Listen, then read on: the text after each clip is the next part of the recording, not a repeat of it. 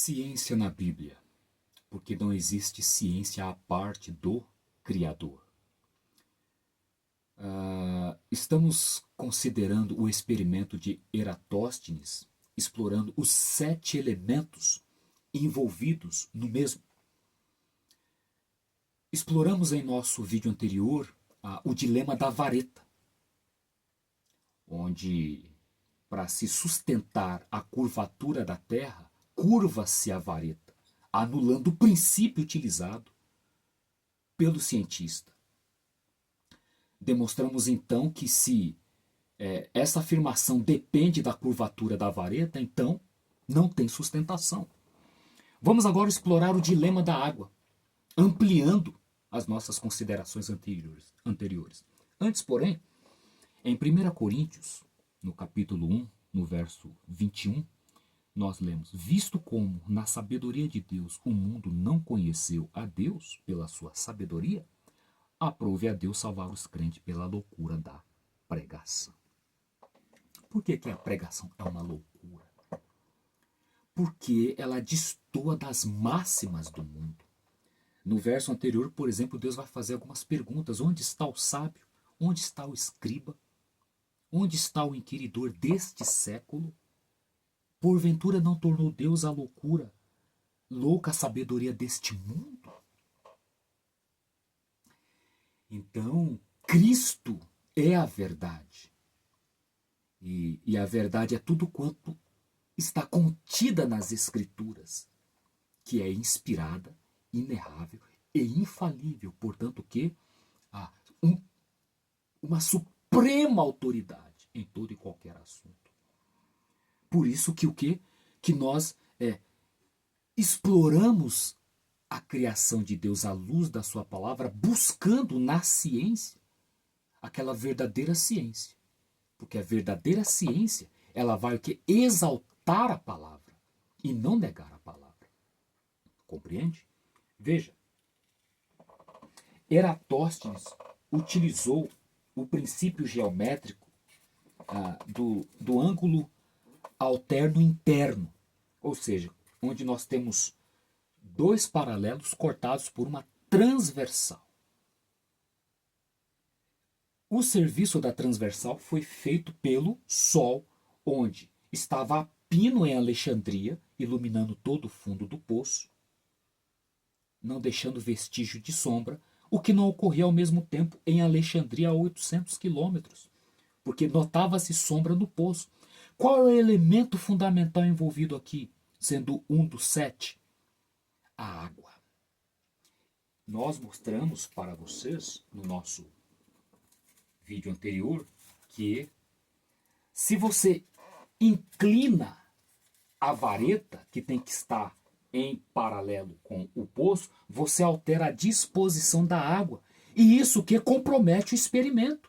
Não foi o que ocorreu com Eratóstenes à época. O poço em Alexandria tinha de estar o quê? Alinhado verticalmente com o poço em Siena, independente da altitude. Por quê? A prova estava no ângulo reto da água junto à parede reta do poço. Compreende? Quando você inclina, você altera a disposição da água. Ou seja, no fundo do poço, a água que fechava um ângulo reto com a parede do mesmo vai deixar de ser um ângulo reto e vai passar agora a ser um ângulo agudo. Por que isso é sério? Porque compromete todo o experimento. Você vai aí no Google e digita lá os experimentos de Eratóstenes, eles inclinam a vareta e estabelece o princípio dos ângulos alternos internos, tirando o protagonismo do Sol, dos seus raios perpendiculares, tá? E estabelecendo que os raios do Sol são retos. Ou seja, o Sol a pino no poço de Siena vai vir reto, mas igualmente vai vir reto, percebe, no poço em Alexandria, porque eles colocaram o protagonismo do Sol na inclinação da vareta. Mas veja, são retos raios solares? Não são. Está provado que os raios solares são perpendiculares. Os raios solares, eles o quê? Entende? Eles são sim retos, mas o quê? Perpendicularmente. Tá aqui no nosso modelo. É simples, tá? Mas é a forma que a gente tem no nosso temor a Deus e na nossa condição de estar apresentando a palavra, tá bom, gente? Então peço que nos desculpem a simplicidade, tá? Mas nos atenhamos à essência, tá?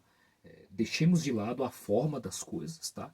Em certo sentido, porque Deus não vê o exterior, tá? Mas sim o interior, e nos atenhamos à sua essência. Bom, no livro de Jó, depois de tanto ele clamar uma audiência com Deus, finalmente Deus se manifesta através, ou no meio de uma tempestade, e lhe faz ali cerca de 70 perguntas. E são perguntas que envolvem as questões da natureza. Os teólogos vão dizer que não se deve levar a sério o livro de Jó com respeito à ciência, porque são simbolismos. Prova-me, prova-nos. Deus está aqui destrinchando, tanto no livro de Jó, quanto no livro de Provérbios, quanto no livro de Salmos, quanto no livro de Isaías, e em todos os demais livros da Bíblia, aquilo que ele fez na semana da criação em Gênesis 1. Se a semana da criação ela é literal, todas as questões envolvendo a natureza vão serem literais. Agora, é claro que numa situação ou noutra, Deus vai fazer uso de metáfora. Agora, isso depende do contexto. Isso depende do contexto. Cristo usou os elementos da natureza para o quê? Apresentar ensinos e formas de parábolas. Veja, mas isso anulou a disposição da natureza em si? Não, ele apenas usou como exemplo. Por exemplo, ele é o Cordeiro de Deus. Ué, mas não existe um cordeiro? Existe. Por exemplo, ele é a água da vida. Mas não existe água literal? Existe. Né? Existe. Então, existe um limite aí quanto ao trato dessas questões. O fato é que, por exemplo, se no quarto dia a criação dos astros é literal, ora, o pôr do sol também não é literal? Como que pode ser simbólico? Se o princípio é literal, no começo, ele tem que ser literal em todo o seu contínuo. Então, Deus vai aqui explorar questões geométricas porque ele ideou, planejou e criou o nosso mundo. E não foi do acaso. Deus é engenheiro por excelência. E o seu filho, por excelência, é arquiteto. Está lá em Provérbios 8. Então, Deus começa assim, né? Dentre outras perguntas. Onde estava tu quando eu fundava a terra? Faze-mo saber se tens inteligência. Ora, o homem quer ser mais sábio do que Deus, dizendo que tudo proveu do Big Bang? Onde ele estava? Aí faz outra pergunta. Quem lhe expôs as medidas, se tu sabes, ou quem estendeu sobre ela o cordel? Olha, medidas, geometria, cordel, prumo. Ou quem cerrou o mar com portas e disse até aqui virás e não mais adiante, aqui se quebrarão as tuas ondas empoladas? Aqui está falando das águas, as extremidades. Então, ficamos de explorar o elemento água. O que ocorre? Quando você, como nós dissemos, tira o protagonismo do sol e coloca na vareta, você interfere o quê? No elemento da água. E o que acontece? Se nós temos aqui um poço, dessa vez agora eu vou utilizar essas duas vasilhas, os copos aqui em casa não são retos, e eu quero que estabelecer o quê? Que um poço ele desce reto, tá?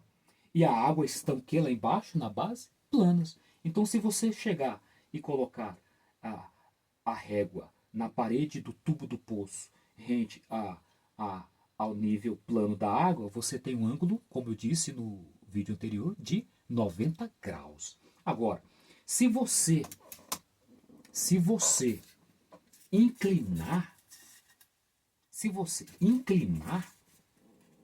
a vareta junto ao poço, como é que hoje se apresenta para justificar a a curvatura da Terra com base no heliocentrismo de Nicolau Copérnico, o que vai acontecer? Ó, você mudou a disposição da água. Não importa a altitude em relação a Siena e Alexandria, não importa. A água sempre se nivela quando em repouso. Eu estou aqui com o meu copo com água. Olha, a água sob contenção se nivela. Bom, eu vou beber. O que aconteceu? Então quer dizer, se você continuar inclinando a vareta, segundo o princípio científico atual, o que vai acontecer com a água do poço quando chegar em 180? Vai começar a cair. Isso prova que as águas dos oceanos não fazem curva. Não fazem curva. Por exemplo, vamos falar do canal do Panamá. Cerca de 80 quilômetros entre o Oceano Atlântico e o Pacífico. Tiveram que fazer eclusas para poder subir os navios, porque diferente do canal de Suez, que foi baseado na superfície, removeram terra, o terreno no Panamá não dava essa condição. Então o engenheiro pensou, não, vamos fazer então por cima. Tem um lago no topo a 30 metros de altura, vamos fazer eclusas, fizeram 3 eclusas, o navio vem do Oceano Atlântico, entra na primeira eclusa, enche, já está com a água nivelada com o oceano, a eclusa sobe 8 metros, entra na segunda eclusa com água nivelada, sobe mais 8 metros e entra na terceira eclusa com água nivelada e sobe mais 10 metros até o lago acima, que vai o quê? Se encontrar nivelado. Atravessa cerca de 80 quilômetros no lago, senhores. E chega então na eclusa do outro lado, no Pacífico, e faz o mesmo esquema, mas agora que contrário, descendo. Em todas as ocasiões as águas estão niveladas. Então, quando finalmente chega do outro lado, então sai da eclusa que está nivelada com a água do Oceano Pacífico e segue adiante, cortando o estreito de Drake, economizando ter que fazer a volta pelo estreito de Drake na América do Sul. Sabe qual é a diferença de altura entre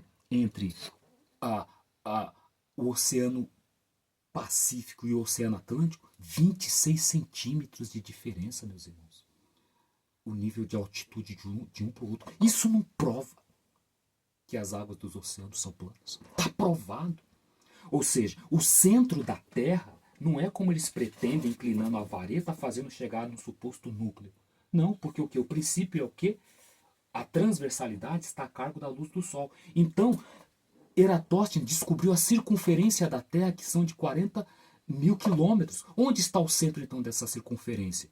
Onde está o centro? Está no Ártico, cujo raio da Antártida até o Ártico nós temos 20 mil quilômetros de distância. E no outro raio, mais 20 mil. 40 mil. Ou seja, o centro está no Ártico e a borda está o quê? Nas extremidades dessa circunferência. É o que a Bíblia diz. É o que as Escrituras já atestam.